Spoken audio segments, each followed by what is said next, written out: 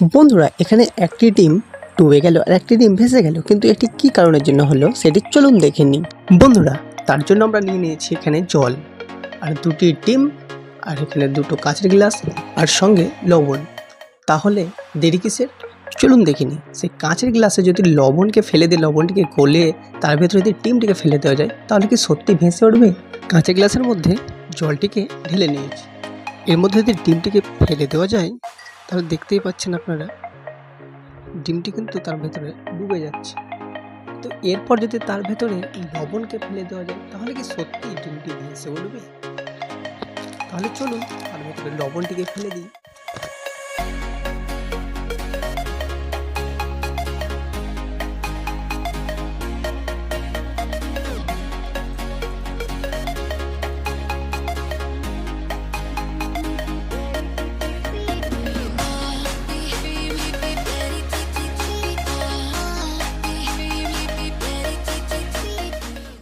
দেখতে পাচ্ছেন গ্লাসের কতটা উপরে সেই ডিমটি উঠে গিয়েছে।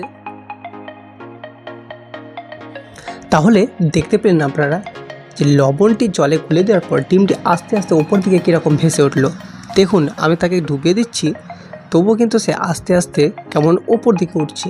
কিন্তু এটি কী কারণের ফলে হয়েছে সেটি আপনি যদি জেনে থাকেন তাহলে অবশ্যই আমাকে কমেন্ট করে জানাবেন। এই ছোট এক্সপেরিমেন্ট ভিডিওটি আপনাদের কেমন লাগলো?